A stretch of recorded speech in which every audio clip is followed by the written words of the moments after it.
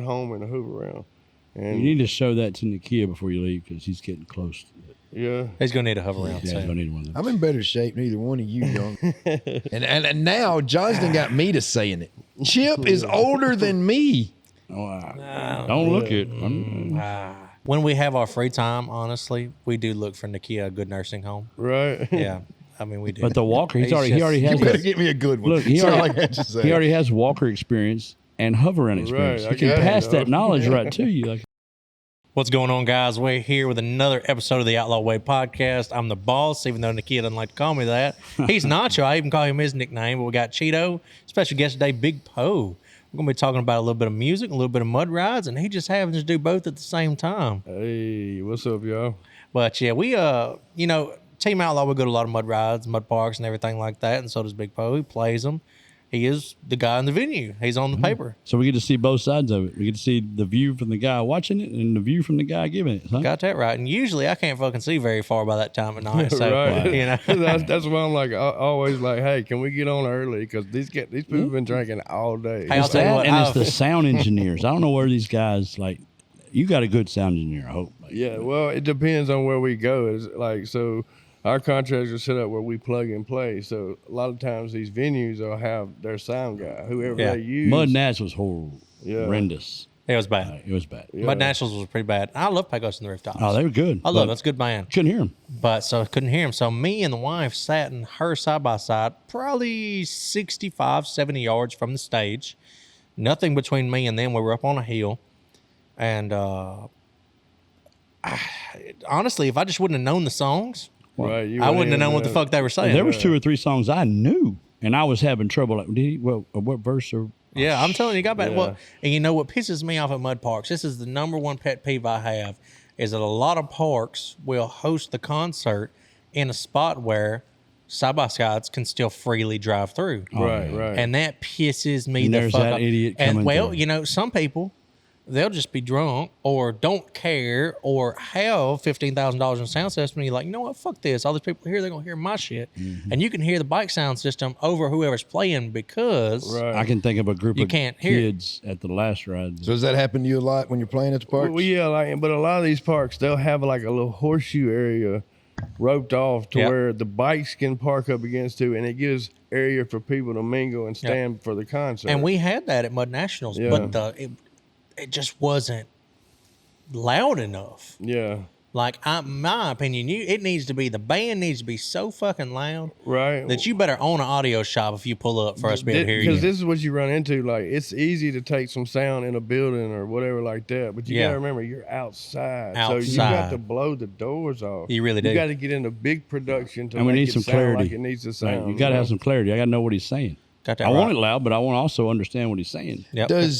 Does the Big Po music actually have clarity?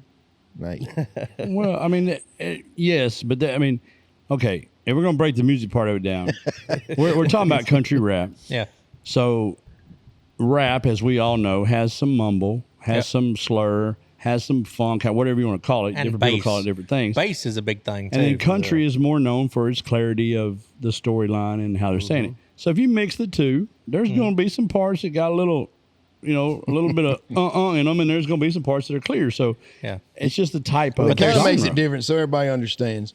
I am the old country. Fucking Right. country. I'm old. not. Sweet Jesus. I don't listen to rap, but we get out on these mud rides, have a few drinks. It is fun. I do get into it. Yeah, We the have a kids good out there time. twerking on a Right. roof. We But don't know what the fuck's I going on. have to give Big Po hell because it's And that's not, okay. And that's it's not okay. what You I'm can- going to play riding down the road in my truck on my way home from work. Right. But he sent a new song the other day. I'm listening to the song, and my old country ears And don't so even know let's what the get fuck to- he's saying. Let's get to where my sound evolved and how it's been created. All I know is you were going in the woods getting balls deep. I heard that. You know what I'm saying? so look, so when I was a kid, when I was 4 years old, there used to be a little daycare called the Little Red Schoolhouse over there by Claiborne Elementary. And so we lived right there off Well Road off the interstate. Well, on the way to the Little Red Schoolhouse every morning, my mama, she had a Mustang, but she had a tape player. And so I would make her play Mel McDaniel, Louisiana Saturday Night, and Hank Williams Jr., all my rowdy friends are coming over tonight. over and over. She would rewind it, play it. And, and I come up on like Alabama. I like Don Williams, like this.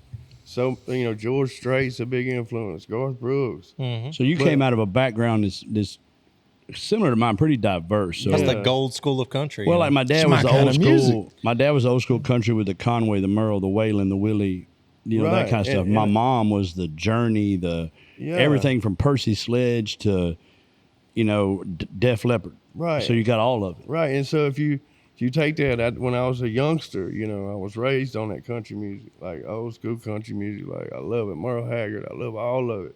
You know what I'm saying? But when I get 12 years old, what happens? Too Short.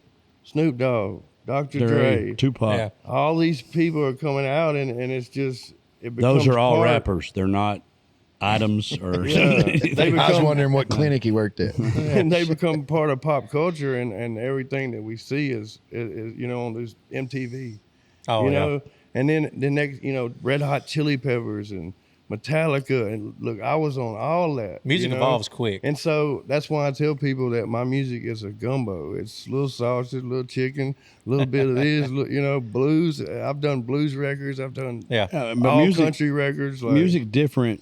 There's different vibes to music and all different things. But to me, any song takes me to a place. yeah. So I could, if a song comes on, and I'm at where I was when I heard that song, and like he just said, MTV.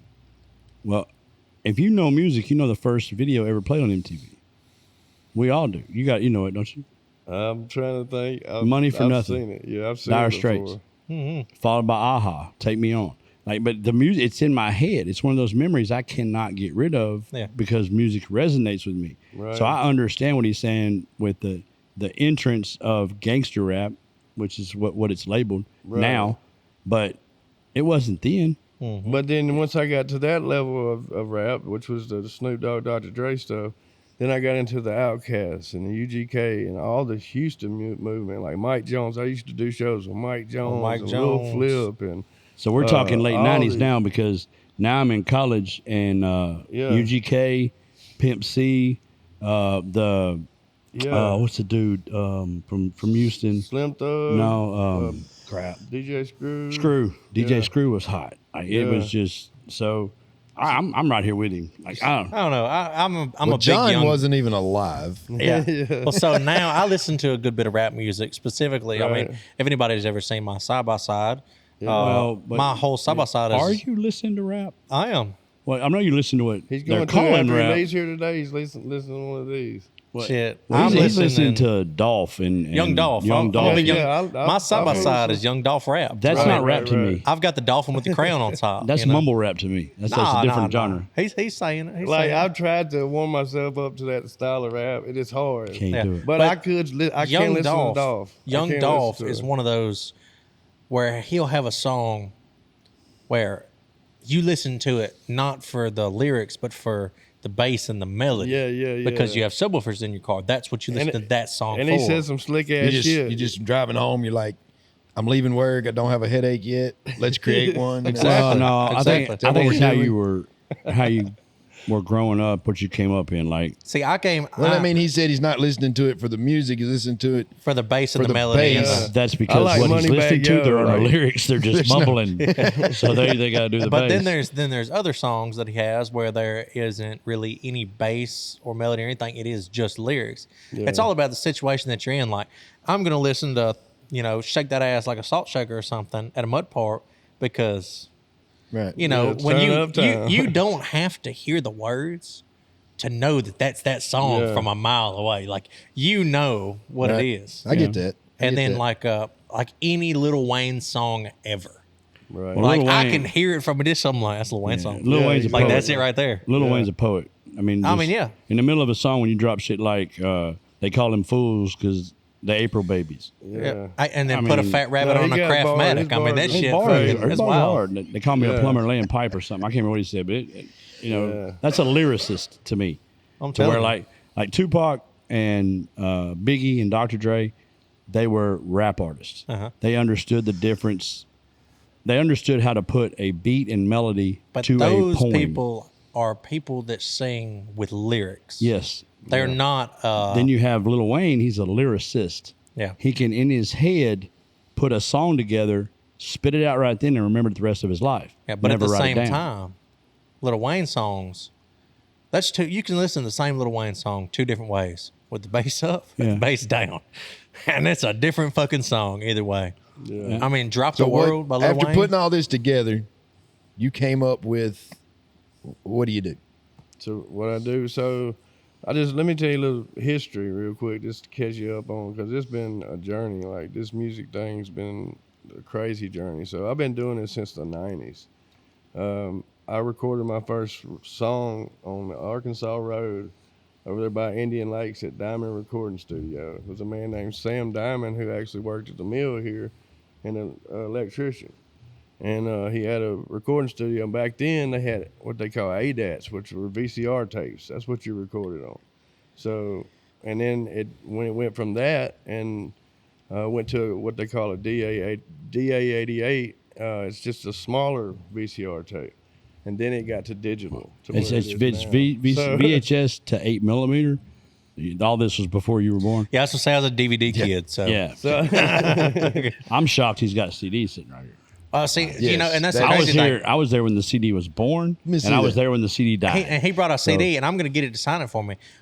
But I got Spotify, so Yeah, right. Yeah, I right. got Spotify. But, you know, and like I always keep those because some people are kind of like Old school. vinyl's in now. Old school. You know, some people's like, I want that CD because it just means something. Because that's when I come up. I used to go get all the Master P No Limit CDs on Tuesday. I'd skip school and I'd go get the Silk the Shocker or whatever that came out, and I'd go check back into school and tell all of my friends, you know, you got it. what I got. You So know, there used to be. We used to have scheduled events. Like our entire group at school would schedule the CD for so and so drops tomorrow. We're going to be there. Like, Yeah. It used to be a big deal. Yeah, and we was paying $20. 29 back then. 24, Y'all realize that? 19. And so the artists, imagine how much money we've lost because nobody downloads music hardly anymore. Yeah. Nobody buys physical copies. So it's I even remember when harder on Napster the came independent out. artists to make it because, you know, you're Nobody's counting on buying those it. tenths of a penny on a stream. Yep. Now, You talk come about on, people like, it being takes- pissed when Napster came out and people could download. It was huge, man. You had lawsuits. You know had- when I was, I don't what know the nothing big about no thing for me Napster. was LimeWire. Yeah. LimeWire was right. after Napster, but yeah. He'd give you fucking Virus. computer AIDS, but you'd get the fucking song. Right. You'd burn that fucking CD and you'd be like, "Hey, mom, I don't know what happened to the computer. That bitch just You crashed." was on that John, porn. did you- that porn did it. John, did you ever have a book of CDs? I did. Like, I did. you Right when I got my truck, that was the big thing. Was you would get mixtapes. Everybody was Yes, I still used to selling like the tapes dopest at Walmart and the mixtapes. mall down here and things like that. I remember, if y'all know 2 Chainz, Yeah. I was when 2 Chainz still called himself Titty Boy. Right, yeah. So I had Titty Boy mixtapes, and that was right in the big change where it went from you had CDs MP3. to Spotify hit. Yeah. When Spotify hit, by my senior Okay, year in I don't- high school, I don't know if you know, but there was other things before Spotify. nothing like Spotify, baby. Pandora. No, was Pandora used. ain't shit. iTunes ain't shit. I'm gonna tell you, Pandora got a Spotify. list, bro. It Pandora does, got but a. But I don't. Spotify, man. Well, it's, I have Spotify and I have Pandora. Yeah. And music is very important to me, and I have gone through the eras of the LP and the 4.5 and all of it. Yeah, Spotify's good it's great. to a certain point. No, that's best. They do not have the library that Pandora has. All you just pay for They it. don't have the depth. Exactly. Yeah.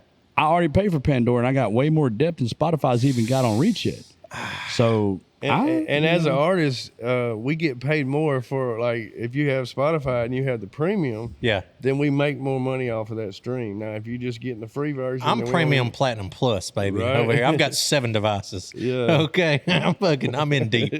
I'm with you. I don't like commercials in my music. I don't So fuck. I do that. That shit pisses me off. You'll be fucking having a good ass time, and then here comes the fucking commercial. Yeah. I'm like, come down to your local dentist office and have your teeth. And I'm like, bitch, I'm shotgun and bear on top of a fucking side by side in the middle of the woods. Right. And I'm listening to a I fucking have commercial. Spotify because last time my son and daughter was in my truck, Yeah. they grabbed my phone and set it up. Yeah. So I don't know what I am, but I don't So know my big thing is commercials, when we so- go on these mud rides and stuff like that, we'll be out in the middle of the fucking woods. And I pay for Spotify so I can download them to my phone. Yes. So I never lose signal. I always have all my songs downloaded and preloaded, so I can click on any song I want to and play it right then.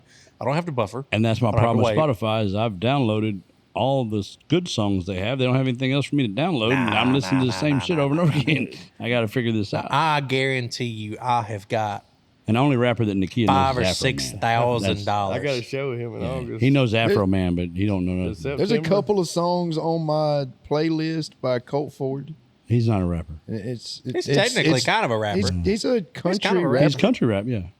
That's He's a different rapper. to me. I don't know. Maybe it's I don't me. listen to any rap. I'm not interested at all. I get on that Country Mike. rap. I get don't know on, if I you get don't on know that who Mike DJ Dimes Quick every now and then. Too Mike Short Dimes. and, Right? the Ghetto Boys and the Fat Boys, and you don't know them people. You don't know rap. I listen to a lot of Big Steppa, Mike Dimes, the Young Dolph, 2 Chainz, old Kevin Gates, not new Kevin Gates. Gates. Okay. Yeah, OG Kevin Gates before he went to prison and started sucking dick Ice-T was before way he better. went to TV. was way better. You know, Common. They got a deep portfolio inside of the genre. I'm telling you. Though. So when you go play these mud parks and stuff like that, do you probably stay pretty south central, or do you get out there pretty far? I'm actually going to Michigan May 27th to Shit, play fire. hemp aid. So I'm playing. That's fucking a stretch right So there. it's like 14 hours. So I played A stretch. 2 times already in We're Michigan. going to at New mud Jersey. Yeah, it's just Jersey. parks. Yeah. That's a stretch from Mud Park, though. I'm going up to Jersey for a. It's a truck Truck show. Who Yeah. has truck? They don't even have Michigan- trucks in New Jersey. Does Michigan country rap? Like I can't imagine. The Oh, the dude. Midwest The is Midwest is look, hot, The man. Midwest is the sweet spot for it. So I moved Oh, up to Indiana for 2 years and lived in Fort Wayne. And the next thing you know, all the states around Illinois, like you don't think these people are country up there, Well, they are. but they everywhere. So that's one thing I learned about going to these mud parks is people are just like us here in Louisiana. That's where they at. Everywhere. You were asleep, know? but we drove through New York, and I could have swore I was in Texas. The Yeah. section that we drove through. Now, I worked up in the upper Adirondacks in New York one time, and that right there is the middle of fucking nowhere in the woods. I mean, it is country as it gets. Really, it's just a big city. Anything past New York, outside of New York's country, Right. honestly. But I just couldn't go up there, man. I mean, honestly. Yeah. Like, it gets me. I worked in North Illinois one time in the middle of fucking winter. It was like February, March, the coldest winter they'd had in 16,000 fucking years, some dumb shit. Yeah. They were country as fuck up there. They were. Everybody's riding around 4-wheel drive trucks, rusted out, clapped out shit boxes, singing, finna wailing, say, having a what- good old time. What he said about being in Indiana, I've been up there several times in a lot of them states, Iowa, Wisconsin, Michigan, all that. It's just like being here, minus the swamp. Like It is. square bodies, flags on the back of them, hunting, fishing, shooting, drinking. The Midwest, I mean, even like Jason Aldean did a song about flyover the Midwest states. Flyover states. Yeah. Yep. It's the Midwest. If you look at any country or your schedule, if you go look at their schedule on their websites, they spend probably more than half of their tour in the Midwest. Yeah. There's a lot going on in the A lot of Midwest. fields up through that motherfucker. a Yeah, lot of it country looks like folks, a lot of what it farms. looks like going towards the Mississippi River when you get around Tallulah and stuff like that. Patchy woods, Yep. corn everywhere. Yep. That's what it looks like up there. Like, I'm telling you, I just couldn't see going all the fucking way up there for a mud park, though. That shit is. Well, Well, we're going to South Carolina. I mean, I the guess, guy but- hit us up at Nats. The ride in Kentucky, the ride in Illinois. The one in Illinois has the Yin Yang Twins and Yellow yeah, Wolf. they're starting to mix those old You know? school bands in there like that. But I know we got off subject a little bit. I started doing this in the '90s. Graduated from West Monroe High School right here. National champion football, state championship powerlifter. Went to ULM for a little bit. You were a national powerlifter? Yeah. You just let it go, huh? That's back before they had big records. You know what I'm saying? But yeah, so That's back before Mark Henry. Mark Henry changed everything. But yeah, so I graduated West Monroe, and then I got into music there my last year in high school. Really started recording, you Yeah. know. What fired it off? Because you had that music upbringing. Background, yeah. But was it a band? Was it an artist? Was it a moment? What kicked it off for you to go, all right, this is what I'm doing? Okay, this is what it was. So we go to high school parties around here, and there's a guy named Broadnax who I introduced him to Adam Calhoun and this and that because I went out and got in this country rap shit, and I just hit the road. And well, anyway, so when I was in high school, we had the parties, and he'd be over here freestyling. I've never seen it before. Like, this is like when UGK Pockets Full of Stones era, right in that time. Diamonds of Wood, stuff like that. Yeah. And so he would be freestyling. I'm like, damn, how does he do that? Yeah. I want to try to do that. Like, I can already sing a little bit, but I want to see if I can do that. Were the girls around him? There was some girls, but it was such an outcast. It usually comes down to the women, baby. But look, it was such an outcast thing to do. Yeah. White boys didn't rap back then. That's true. That's true. And so when I'd seen him do it, I started trying to do it myself. And next thing you know, were you like in the deer stand by your fucking self? Or yeah, I was writing songs in deer stands. Like, you know what I'm saying? That's what. In the shower, wrapping up UGK and stuff. Right, because that was my background. It was like, oh, you're country. I ran dogs all my life. I hunted in Strong, Arkansas. I was in a deer club up there all my life. I killed my first deer up there with a bow. And so I lived that life. But then I loved hip-hop music. I fell in love with it. And so I started recording, like back when CD burners first came out, I went and got me one and hooked it up. So I didn't even know how to hook it up. Like, I didn't know nothing about no computer. Like, but I'm finna figure it out because I want to be able to say, hey, you listen to me. Like, this is my song. You know what I'm saying? Right. And so we did that. We started, me and Broadnax started recording songs together. Well, there's a lawyer named Joe D. Guerrero, which I'm sure you're familiar with. Guerrero? Joe D., and so he was an music entertainment lawyer. And he reached out to me and Broadnax was like, yo, like, I don't know nothing about rap music, but I can compare apples to oranges. And you got money and I need it. Yeah. And so he's like, I believe in y'all. Let me send y'all to Nashville, record an album. Yeah. And what year was that when you went and recorded your first album? 2001, I believe, or 2001 with Broadnax in Nashville. Fuck yeah, I'd probably just got half of my teeth in by then. Yeah.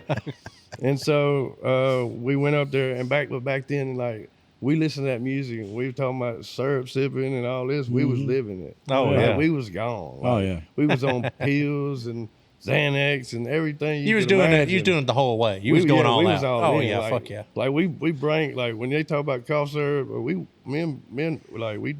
You gotta understand it. At this time period, rap was huge. You had East versus West. You had Crips, and you had Tupac versus Biggie, and you had all that. And then you had a white boy come on the scene, whether it was Vanilla Ice or Eminem. They lived that life to get the respect from that genre. Which now looking back, it was ignorant. Like, I look back on myself and I'm like, bro, you was really acting like that. Like, you know what I'm saying? Like, but that was the thing to do at the time in the industry. Right. So I thought, well, that's the way. And like, just imagine, we would go do shows. There was no white people there. There was no platform for me or Broadnax to get up on.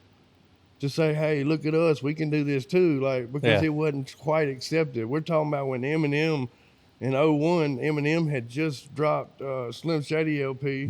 Yeah. You know what I'm saying? So and it was shunned on then. They wouldn't play on the radio. Right. And then you've had Bubba Sparks come on later on, but imagine me and Broadnax being the only white folks in them clubs and trying to get respected by it. Like, we didn't have the Facebooks. We didn't have TikTok. We didn't have all that. It's harder to reach an audience because you had to be in person to do it back then. You had the MySpace, my boy. You had the MySpace. You had that, but we didn't have MySpace computers. even like, open my mama then? didn't, Hell yeah. Was it? Hell yeah. Damn sure had no phone. They wasn't that. Like, I had a beeper. Like, Hey, I'll tell you what, sometimes when people get in that kind of industry or just anything in general, they just got to blend in and get with what's going on. Well, they don't understand, too. Yeah, just like Nakia and Mud Parks. I'll go through something, and I'm on 44, 16-inch lift. I look back, his fucking hood's underwater because he follows me. Yeah. When you're in the moment, you just fucking keep up. Some people don't understand, though. I'll never let it go. The generations today have always had an Eminem. Yeah. They've always had digital music. Yeah. See, when I grew up, we they had don't understand cultural the path that you had to take to get to where you are and what went on. It wasn't always popular. Eminem was shunned on. Yeah. Every radio station, every TV, they wouldn't play them. They wouldn't do nothing. It was years later. By the time I was old enough to listen to what I wanted to listen to on the radio or anything in my own vehicle, we had cultural inclusivity where it was like Right. white, black, Mexican, what the fuck ever you were. It didn't matter because you were still getting played on the radio. You were Yeah. still getting listened to and everything like that. That's only because We satellite didn't- radio came out and the radio. Yeah, had to we didn't conform. have a cultural diversity in music, really. I mean, I think the only cultural diversity that I ever remember happening ever was when I found out Darius Rucker was black. Yeah. That blew my fucking mind. Right. But other than that, Back up. I always remember white rappers. Yeah, back up 20 and- years and thank Charlie Pride because it blew my mind too. Oh yeah, see, and then another thing. I mean, shit. I think the only music 20. industry that I can think of 25. that I just knew what ethnicity somebody was without even fucking wondering was classic rock because it was just a bunch of white dudes with fucking long perms. Until you heard. Other than that, Until you heard Livid. Was it Livid Color? Living color. A Living Color. They were all black group. Really? Sound just like a white group. Well, we was just talking before we got on. I've met Big Poe. We've talked. We've had discussions. I've been listening to his music on Spotify, trying to learn more about him and see what he's got out there. And you sent me that song the other day, Cheeto. It was like, hey, this is one of his new songs. I turned it on the radio. Yes, that's not Big Poe. Yeah. He's like, yes, it is. It's like, that is a black man. Like, that is But not. see, like Nakia's perfectly content with leaving here and driving to Alaska With and no never music cutting at his all. radio on. yeah. I can't do it. I like listening to the birds. and I'm the setting my radio trees and the station before I wind buckle and my seatbelt. Yeah. So I don't know, man. This is just My the way- pastime is spent on my back porch, or if I'm in my shop at home, I am in silence. Yeah. You can hear my ratchet. yeah, I'm not. You go to And- Chip's house, you can't hear yourself thinking. Well, it's how we grew up, and you got to understand. Yeah. Like you were talking earlier, I can remember being 7, 8 years old, and it's Sunday, and my mom is cleaning the house. And we didn't have central heat and air. All the windows are open. You know, it's a nice, cool day.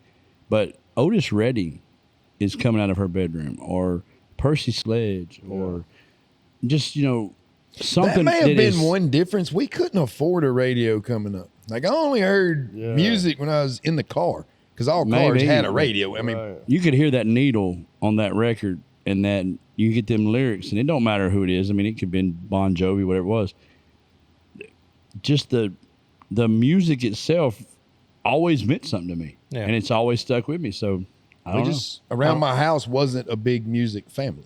Like, Yeah. and then like you said, I mean, I grew up in the country, hunting, fishing, surviving. So Yeah. it was a lot of what do you do when the stress of life gets you? You walk out in the woods, you sit down, you listen to the birds and know. God's country. You go to You a don't- bar, you Yeah. get Mr. messed up to Mr. some Merle Nature Haggard. Speaking man of over God's here. Country, that was my first album that I put out when I So got we're going back. after Blake Shelton.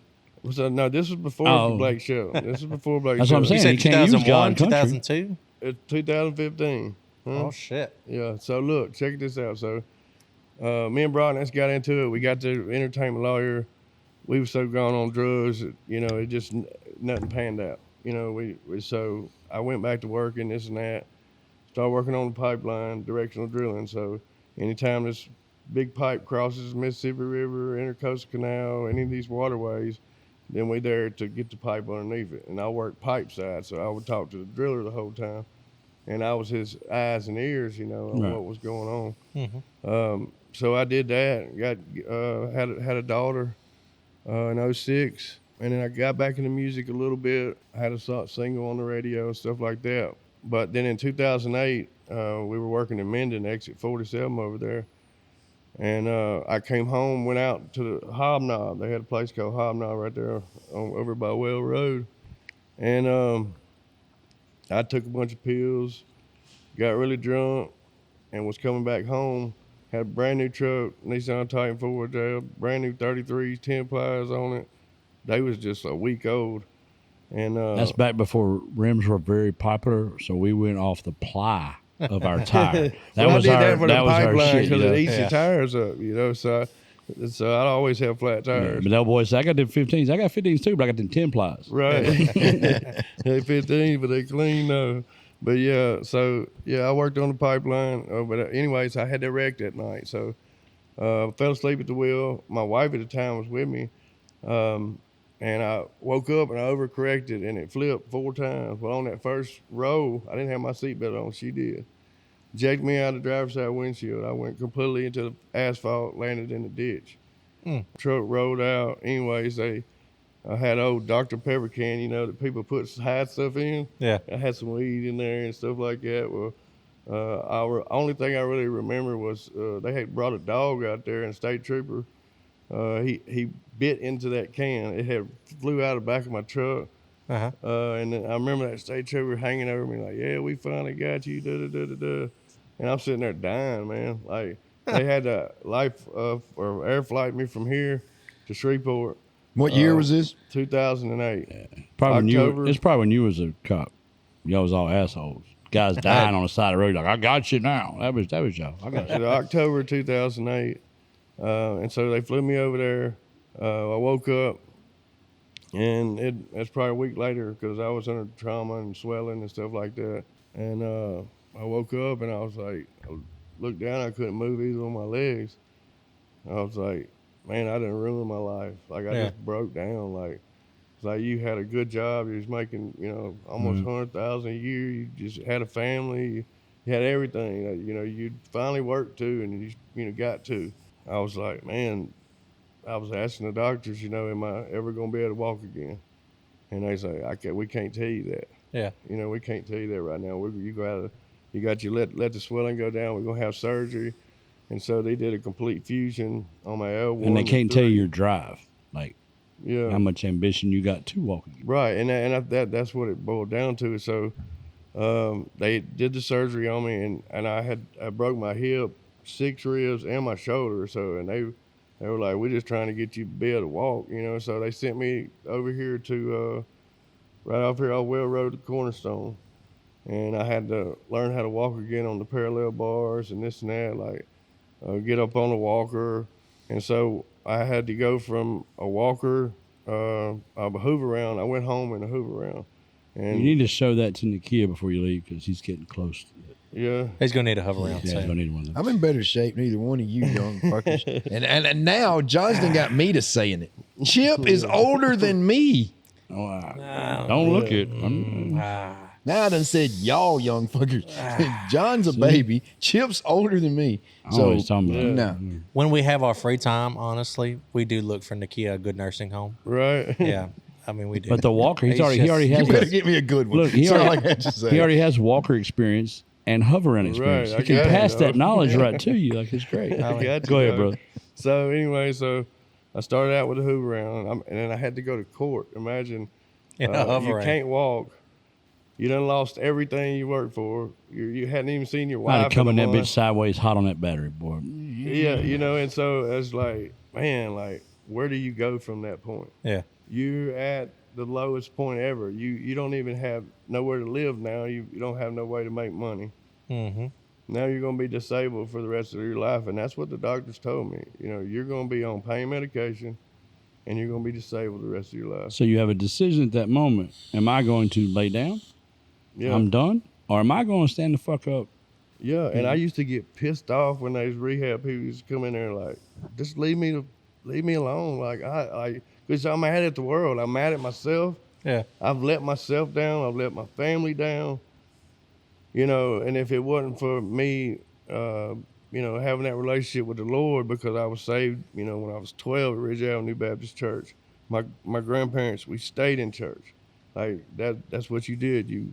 I had my tithe money, all that. Like I'm pulling up every Sunday, And so it was right then where I had to go to God, and like I said, Lord, look, you get me out of this situation, I will do whatever I got to do. Like use me somehow, Mm-hmm. And so that led into, I already had a little drug problem before I had my accident. But when I went home, I got sent home with 90 Oxycontins and Lortabs and Clonopins. You got Like- the good shit with your name on it. Yeah, now. so now I'm having to actually take these things to function, Yeah. to get up, to even have that drive to walk. I could have laid down right there in that moment, man, and it was so close. But but the problem now is, not only am I disabled and I'm depressed and I don't have no hope, because when you lose hope, you've lost everything. Yeah. but now I'm taking these pills. Now I'm done becoming an addict. You're now, not only taking it; they're giving it to you. Yeah, they're And giving they're it giving to it to me. you with your name on it, like John said. So now It's not legal. even illegal. Yeah, it's not even. It's not even a Right. illegal thing anymore. Why we And- get so damn serious on this podcast? Well, we roped in. Got look at Melissa. She's serious too. We all like diving in here. So anyway, I got hooked on the pills. Next thing you know, I'm shooting them up. I'm taking the pills. I went from just Well, you're taking them them so long that they're not working no more. right. So I went to taking them to snorting them. Then now I'm shooting them up. Like, and now I'm ODing. Like, they found me one time. I was living in a camper Mm-hmm. in my mama's yard. Like, at this point, I done lost everything. Yeah. They found me choking on my vomit. Called the paramedics. They hit me with the EpiPen, brought me back to life. They pulled me out of there. You know, I had a couple episodes like that, and like my kids playing right out there, dog. Mm. Like you That's rough. you just can't imagine you go through something really traumatic like that, and it's your own fault. But Yeah. so many people don't see an example of somebody making it out of something like that. And at the end of the day, what it boils down to, and what my purpose is, and what my brand is I'm that dude that the Lord gave strength to at that bottom right there, and carried me through that. Because in 2015, I had been up for a few days on meth. I'd done seen Phil Robertson standing in my pasture with a Bible in his hand on the edge of the wood line. Okay. See, just fucking hallucinating like a No, motherfucker. yeah, but that Jesus, that hey, you know where to get help at, you know. Yeah. So I would pass this little church called Point Assembly of God every day, you know, right by my house. Mm-hmm. And I just one Sunday I'm going. So I went, and next thing you know, these people just loved on me, you know. And with my background, with knowing where to go, knowing the Lord already, these people helped give me a platform to. So next thing you know, I'm teaching the youth. Next thing you know, I'm singing in the choir. I'm going on youth trips with these kids, and it's helping me rehabilitate myself from going from that addict lifestyle, you know, with no hope, to now I have some kind of purpose. Yeah. Got something to do. And so I went on a trip to the Buffalo River with these kids. It was supposed to be all boys, but they said, you can bring your daughter with you. Mm-hmm. So, okay, I was like, well, you know, this opportunity, you got to do something fun with my daughter. And, you know, you got to imagine what she's already been put through. Oh, yeah. You know what I'm saying, to that point. So we get there. Me and my daughter get in our kayak or whatever. We come around the first rapid and just dump. Like, and the rapids were like kind of rough. So it was already advisory or whatever they do. And my daughter come out and just took her.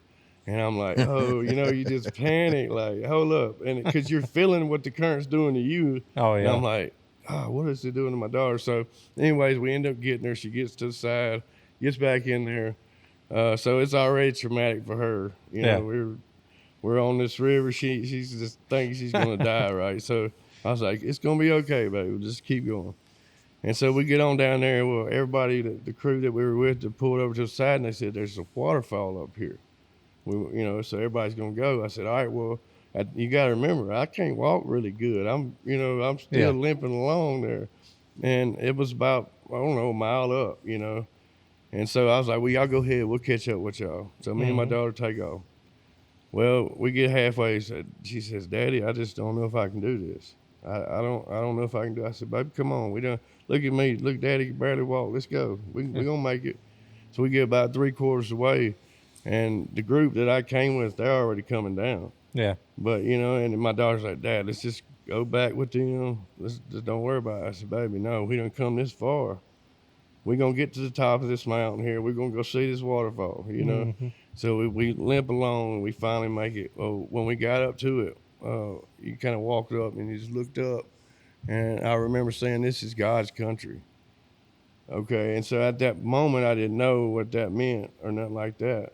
At the time, I'm starting to write again. I'm starting to getting, you know, thinking, and I did like a remix to a T.I. song that was Christian, like for the youth, and like just was trying to come up with some cool little ideas. Well, I got back home from the Buffalo River, and it was a week or two later, and I had this dream, and during this transformation, I went from a thug Menace to Society to somebody Good that's movie. going to Good movie. church every day doing the right thing. The devil's attacking me at this time. Yeah. I'm 'Cause you're having doing right. dreams of him throwing me against the ceiling, the walls, and I can feel like I'm there.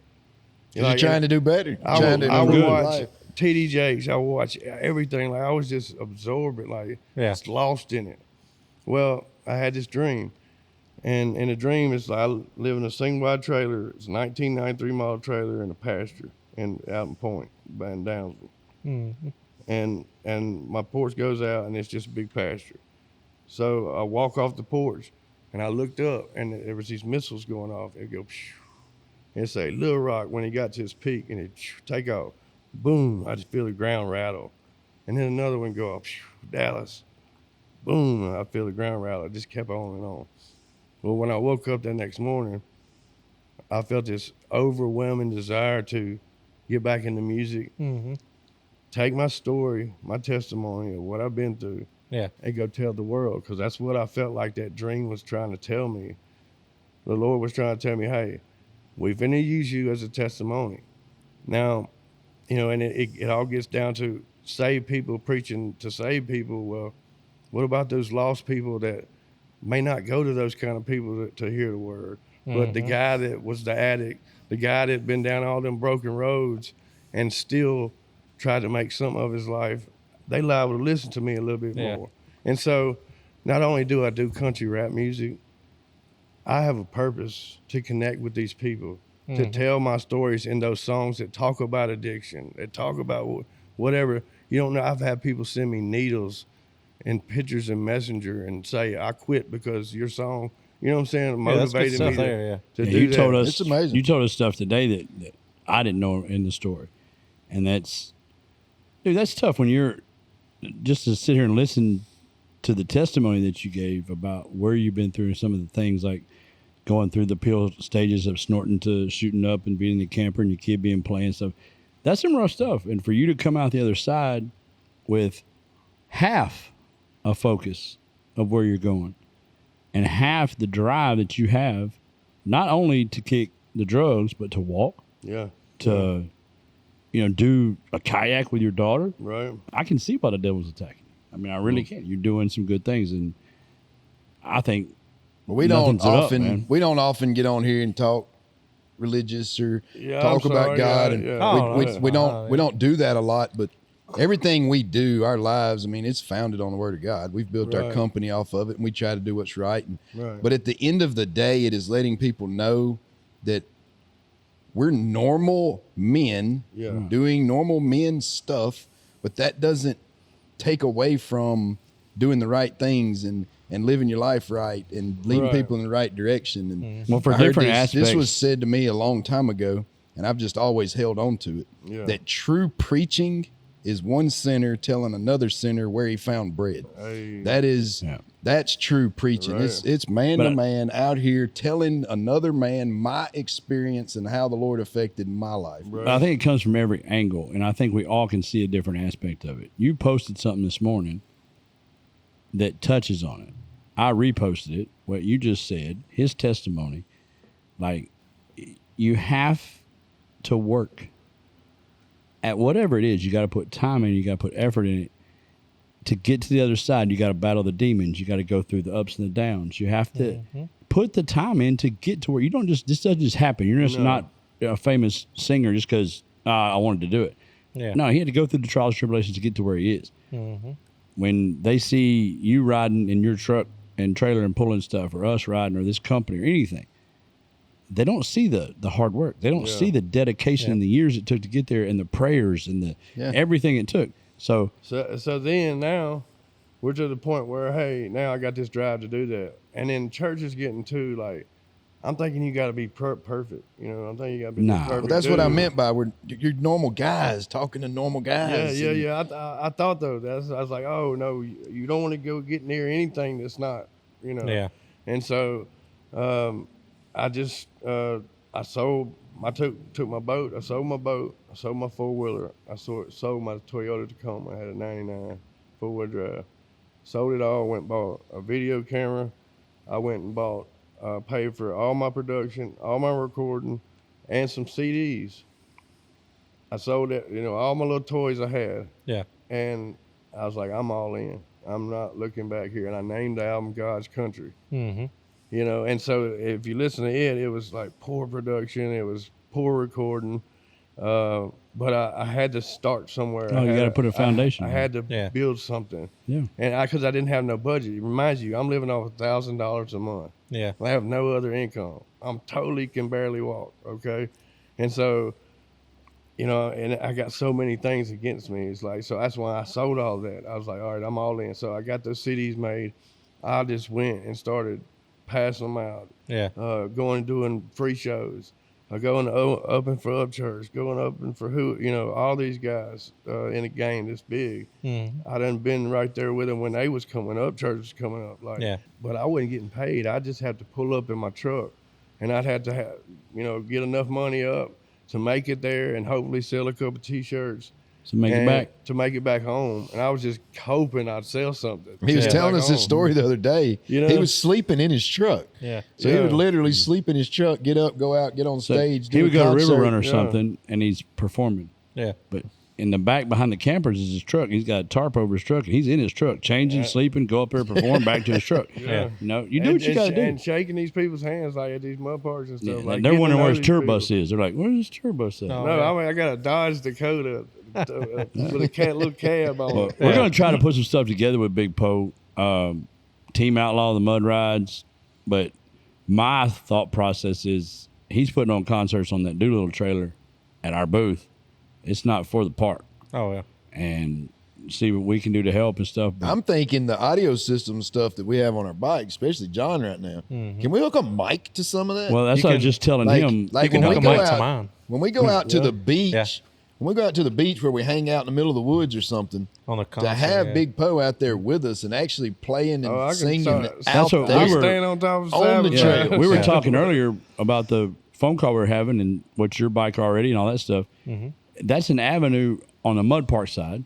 You pull a couple bikes up, mic them in, and that's your audio system. So my speaking of audio systems on my side-by-sides, what I have is between mine and my wife's bike, we have 6, 7, 8, 9. We have 10-inch wake towers on the back, Lord. and then between mine and hers, we have 12 10-inch subwoofers, and then 8-inch fucking speakers, then 6-inch speakers, and they have something called Wet Sounds A-Link. So you can link them both together at the same exact time Yeah. and play music at the same exact time. And mine, you can hook a mic into. I guarantee I'm louder than 99% of these Mud Park production fucking Yeah. concerts. I'm coming for you, though, boy. I'm coming for you. Shit. Yeah. But we're going to do some stuff with Big Poe. We're going to get to these mud parks. We got to get our schedules lined up. Right. But y'all, the website, Facebook, Instagram, Yeah, it's TikTok. www.bigpomusic.com. It's Big Poe Music on Facebook. Keith Big Poe Powell, Big Poe Music on TikTok. Yeah, if you just go to bigpomusic.com, it'll take you anywhere you want to And go. we're gonna bring it back just for and the do some record, more are you podcasts, still too. willing to go to a mud park and sleep in your truck? I will. Hell yeah. If I You had Still to. that guy? I will. we're Look, sleeping in our truck. Let me tell you something. Shit. Like you got to imagine. So I built this all off $1,000 a month, and then when I sold those toys to get kickstarted, Mhm. you know what I'm saying? And to make it in this industry, you really need money. Oh, Like, yeah. Oh, yeah. Everything is about money. Yeah, marketing shit. And so I've had to my road's been muddy and bumpy to get where I am, but I think the Lord wanted it to be that way. Like it wanted, like you know. It has to be. You It has to be. cannot have a testimony without being tested. Oh man, you like, can't do it. You have to be. I don't see it any other way. If it was any other way, I don't want it. Yeah. I mean, And so, I just got to the point where I made a little money to be able to pay all my bills and everything with music. You know what I'm Yeah. saying? And that was to say back in 2015, where I was at in life to now, I had to get out there and go get it, like to get to Oh, this yeah. point. And I ain't even at the top of the mountain at all. I got so much, room to grow and everything, but just to have faith in something, to have a drive, a relentless pursuit of a mission, a goal. Mm-hmm. And when I hear people make excuses, I'm like, no, there's no excuses. If you want something there, and you got that Man. passion and desire, it's a way. You there's a gotta way. find it. There's a way. But at the end of the day, it all comes back to work ethic, drive, Yeah. determination. I mean, all the words that we all use. And you have to have those things. I don't care if you're mowing lawns or in Nashville. Yeah. If you're going to make it, you're going to have to put the time in. If you don't put the time in and you bitch about it, you ain't going nowhere. Right. You just ain't going nowhere. Pretty much. We're going to wrap this one up. We'll do more podcasts with Big Poe down the road and talk more about his music. This one was kind of more of his testimony, and I think we're all better for hearing it, and I think it's going to be a great podcast. He's when we trying to launch it. chime in here, but you won't look Hey, his way. I forgot one more thing. He too. coming. Just one more thing, too. My new album, Long Ride to Nashville, just came out a few weeks ago. Y'all go check that thing on out. You're shooting a video Spotify. tomorrow? Yes, we're going to shoot a video, and Team Outlaw Way going to be at the video. So, and we might have a couple other surprises. Maybe somebody that cooks, maybe somebody that's a boss or something. I don't know. We're going to see what happens. Let's see what happens. Yeah. But hey, so y'all know that we kind of screwed up right there and let a little information out, but this podcast will air in a couple weeks. So Yeah, if we y'all good. want to come to where the video shoot is, y'all can, but we're going to be gone. We're not going to be there. So. But This will air after it's over. as well after it's over. But for the boss and Nacho, I'm Cheeto. Raise them right or have zero fucks because there's only one way. It's the Outlaw way.